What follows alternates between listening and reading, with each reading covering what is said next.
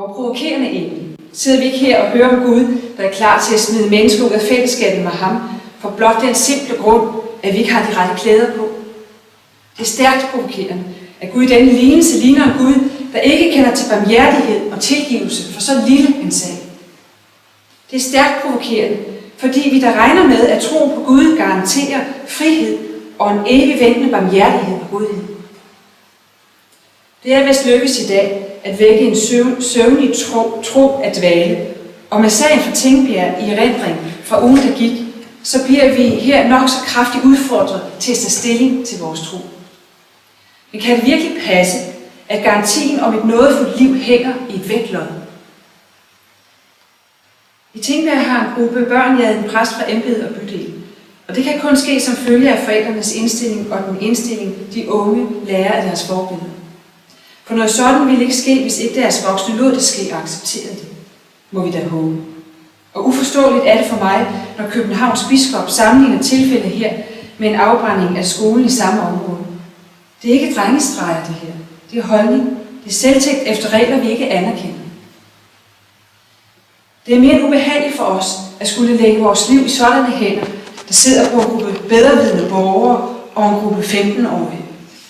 Med hvilken ret kan de bestemme, hvem der skal være plads til i dette samfund og fællesskab? Men læser vi dette ind i teksten til i dag, så må man hovedrystende tænke, at den kristne tro, der godt kunne have gjort det lidt bedre, hvis den ville tække sine medlemmer. Det er en grim slutning, evangeliet har til i dag.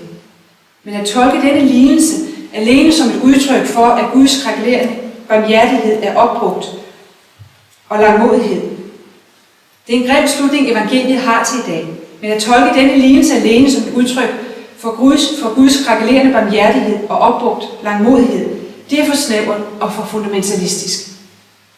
Det er ikke i det enkelte bogstav, vi finder sandheden om Gud. Det er i sammenhæng med det, vi i øvrigt ved fra evangeliet, at den rette udlægning skal findes. Vi må altså have fat i en fortolkningsnøgle. Luther kaldte det for tekstens skopus, for at kunne høre det, der forkyndes os. Ved at finde Det Nye Testamente frem og læse i sammenhæng, så vil vi da også hurtigt opdage, at Jesus kort forinden er ankommet til Jerusalem med stor symbolsk kraft. Som en gladiators optog før kamp, blev han hyldet gennem gaderne som kongen over dem alle. Men kun de, som så med øjne, der kunne se, og høre med ører, der kunne høre, gennemskuede modsætningen mellem guddommelig magt og menneskelig magt. Den guddommelige magt er nemlig slet ikke nogen magt af denne verden. Det er ikke ved verdens magt, at Gud får sagt, hvad han vil sige. Det er ved Guds ånd og kærlighed.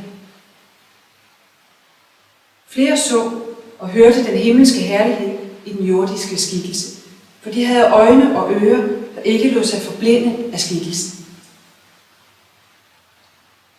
Ypperstepræsterne og folkets ældste stoppede Jesus og spurgte ham direkte: med hvilken ret gør du dette?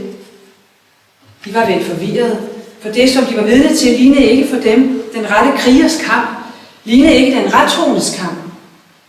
Jesus lignede ikke deres overlever, som han kom ridende der på æselryg. Men i tale og handling viste der sig en gennemgående kærlighed og barmhjertighed. Men de forstod det ikke. Kunne ikke begribe det. Og når man ikke forstår, så er det jo svært at svare. De svarer som bekendt med at korsfæste Jesus. En gruppe borgere i Tingbjerg mener, at vægtlodets titel ligger i deres menneskelige afgørelse af, hvem der har retten til at være. Med hvilken ret inviterer præsten hver søndag? Ja, med hvilken ret er han homoseksuel? De takker selvklart nej til hans invitation, men ved jo egentlig slet ikke, hvad de skal svare. Så de svarede med det letteste svar, at korsfæste ham. Drive ham fra embedet og bydel. Dengang som nu lukkede de ører og øjne for, hvem Jesus var. Lukkede luften ud af kristendommen. Et eller andet sted er det vel et tegn på, at de alligevel har fattet det, Jesus sagde, og som præsten forkyndte i embedet og sin person. For Jesu tale og handling skabte, hvor han kom frem, en 180 graders omvæltning af folks liv. Ingen kan benægte kærlighedens og tilgivelsens magt. Ingen kan benægte, at hvor den magt hersker i menneskers liv, der forvandles det menneskelige vilkår. Det vender.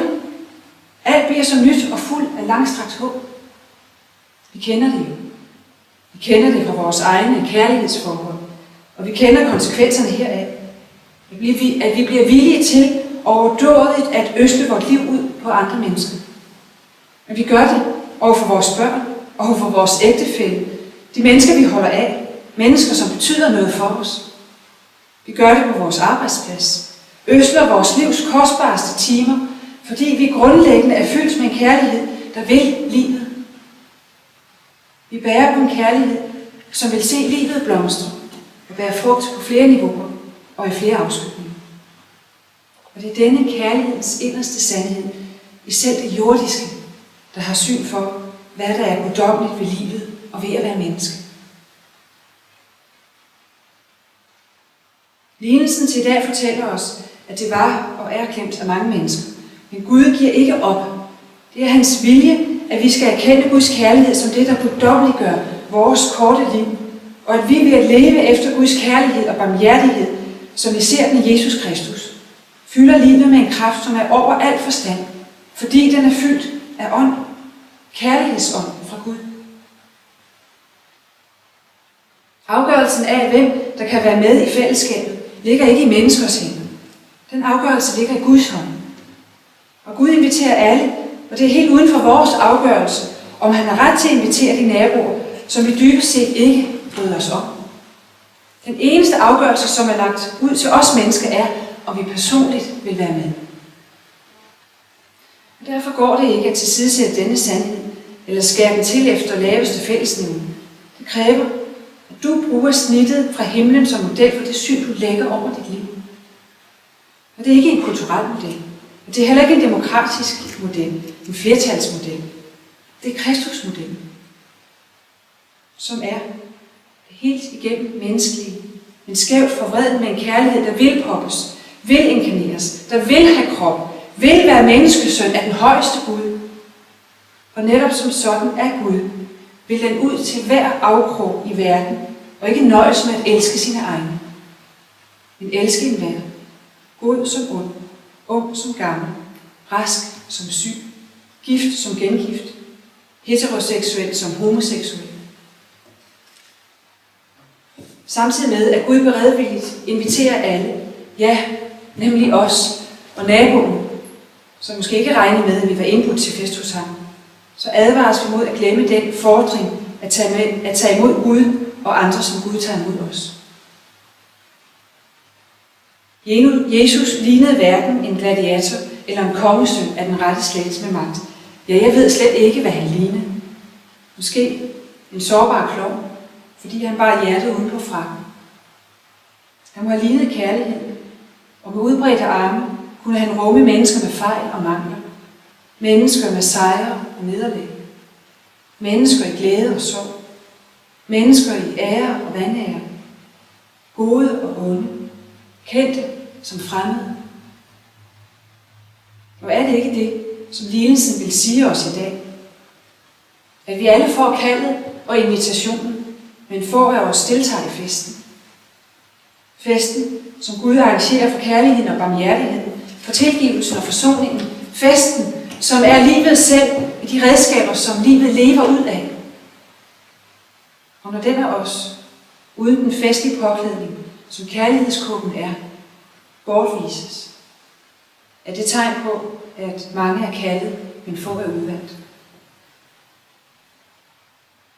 Ja, så bagvendt er det i teksten til i dag, at Jesus som selv blev smidt ud af festen, står som en advarsel mod det samme. Det vigtigste i dag er at høre, at vi alle er inviteret indenfor med alt, hvad vi rummer af godt og dårligt levet liv.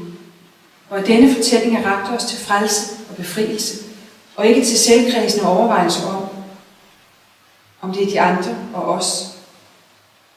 Og ikke til selvkredsende overvejelser over, om de andre og os selv er gode nok til at være med. Lov og tak og evig ære være dig, vor Gud, Fader, Søn og Helligånd, du som var, er og bliver en sand treenig Gud, højlovet fra første begyndelse, nu og i evighed.